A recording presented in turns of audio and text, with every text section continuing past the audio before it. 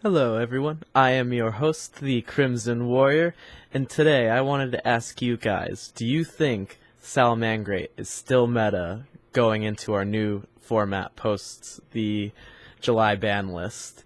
And the reason I'm asking is that this is because technically all we lost this ban list is 40% of our consistency. We went from having 10 gazelles in the deck in the form of triple Signet, triple circle, triple gazelle, and one lady debug into just 6 because we lost 2 copies of circle and 2 copies of gazelle, leaving us with 1 debug, triple Signet, 1 circle, 1 gazelle. So the deck's superpower was consistency. Going forward, do you think that losing that superpower will really knock us out of the meta? Because everyone's ceiling's been reduced a little bit. And I guess to play devil's advocate, the deck can now lose to a stray DD Crow and Call by the Grave in an instant. But that was true before. Like, if you hit the Gazelle or the Stalio and you knew what you were doing against Salamangreat before, we were going to lose the next turn after you DD Crowed or Gazelle, or hit Call by the Grave of the Gazelle anyway. So, technically we're not any weaker. Now, still though, every other deck still has more function. Sky Striker lost some consistency, but now we'll probably just have to rely on different engines and or even more stun to get their game going. Thunder Dragon lost almost nothing because now they can just play different extenders. Like, they got a million slaps on the wrist, and Colossus didn't go to 1 like it did in the OCG, which I really think would have actually been something to tap the deck, but it is what it is. And everything is slowed down, so still Salamangreat, even though it's been slowed down, even though it's less consistent, it can still play in this new playing ground, at least in my head. But still, we're big beaters that are immune to card effects just totally destroy us, and if we can't spin away bigger threats with Mirage Stalio, the deck very quickly loses because we can't attack over things. So we have the weakness of big monsters just destroying us in the long run. Also, True Draco still exists, and now that the format is slower, True Draco has a chance to come back because True Draco will always do better in a format where things are a little bit slower. And they can win the game just off of a few stray floodgates. If we don't draw the outs or have a Foxy, things get ugly quick against them. Now, that is all my points against the deck. I'm sure you guys can level a few other things, like the fact that we don't put out anything big, the fact that the deck has lost consistency and that was our superpower, the fact that we probably can't get away with playing as many hand traps now because brick potential's gone up without just as many raw gazelles. Like, seeing gazelle in your hand was a 1-card starter. Like, sure, it wasn't ending on the best board, but when you had 5 other cards in hand, like, or 4 other cards in hand, that doesn't matter. Now that we only have 1 raw gazelle and then 5 other cards that get us 2 gazelle, it's a lot rougher now, to be real. Now, we can still use Mirage Stalio to get Gazelle if we somehow got Jack Jaguar with our plays earlier. So still, technically, if you can go into the Mirage Stalio, you can still get Gazelle. So making the deck rank 3 heavy is a way that you can make up for not having all of those extra copies if you can just go into the Stalio. Now, saying that, you might not be able to get the Gazelle back if you don't have Jack Jaguar, so if you want to go that route, you probably have to play more Jack Jaguar.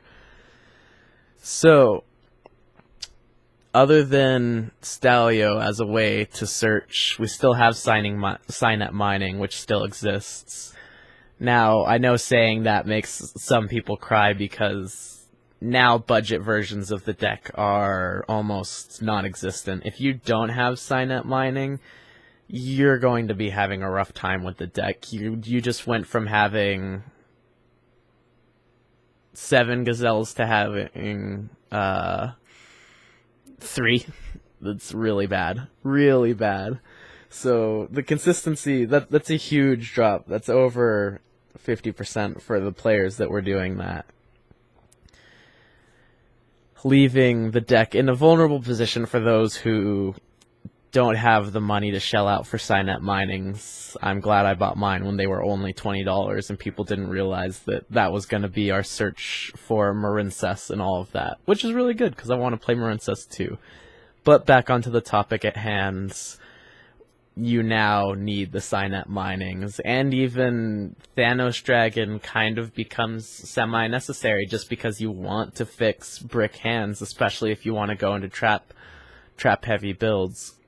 So it'll be especially interesting to see how players begin to adapt and change to the fact that we lost 4 cards from the main deck, and the consistency is just a lot less. You go from 10 to 6, and that's a huge difference in your opening hands, going from almost a guaranteed gazelle to maybe half of the time you will get your gazelle. That's huge, especially in Yu-Gi-Oh! Where consistency is everything, and I chose that deck because I brick constantly.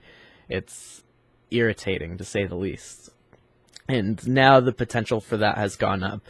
But now that I've learned how to play the deck and the nuances of the deck and the ways that it can unbrick itself, I've gotten a lot better. But now, with these hits, I'll have to take that knowledge and play even smarter if I want to do anything with the deck. But deck building has been busted wide open for us.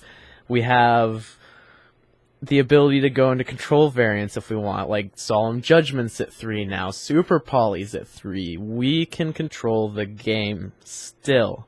We can still control how our opponents play, which is so weird because I never thought I would enjoy playing a control deck, but it special summons enough for me to actually feel like I'm interacting with my opponent and playing the game. So it's been enjoyable to see what the deck can do. And then there's other ways like going into Reclusia and Backup Secretary to get into Mirage Stallion to get you copies of Gazelle if you had the Jack Jaguar. Pushing Jack Jaguar to 2 is almost necessary now, and 3, especially if you want to use Mirage Stallion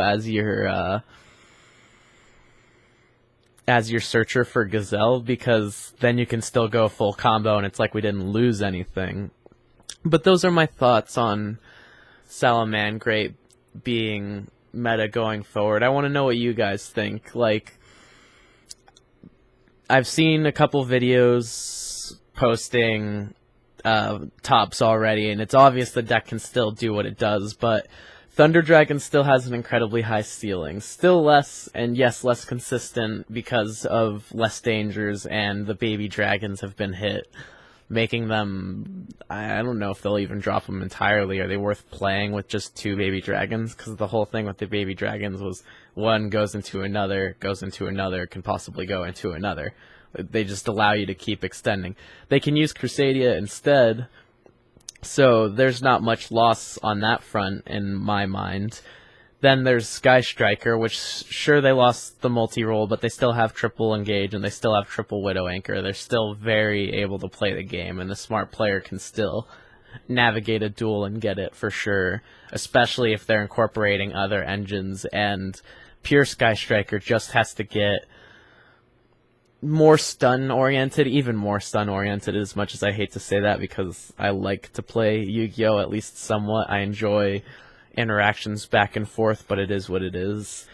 On top of that, now that Salamangreat is taking a back seat, will players stop siding for it and considering for it? It all depends on how the format starts to shake out and if we rear our ugly heads again. But if people stop preparing for us, all of a sudden we could be a rogue pick, because coming into a duel with consistent resources, being able to make your rank 3 put 2 to 3 negates on board and holding a hand trap is huge in this game. We're able to do that consistently still. And if players stop siding for us, if there's no target for your super poly in the extra deck. Now, I don't think things are going to go that far. I think Salamangreat's still going to be on the map, and players are still going to respect the matchup, which is sad because there's not going to be free wins, but is good because people have to earn their wins. That's Yu-Gi-Oh! And such is life. Other than that, rogue matchups, like Altergeist isn't going to be nearly as much as a problem. Like, unless you're playing the Alumin Raj, then you lost all of your consistency with the multi-fakers going away. Now, Subterra gets a chance to come forward as the optimal stun deck other than Sky Striker, which will be interesting. It'll be interesting to see what it can do. But enough of my ramblings. If you guys liked the video, go ahead and hit that like button. Comment down below. Tell me what you think. Can Salamangreat still be meta? What do you think is going to be meta going forward? What did you enjoy and not like about this video? Go ahead and tell me below. Subscribe if you enjoy my content, and hit the notification bell if you'd like to see every time I upload, because it ain't stopping now. Peace, guys.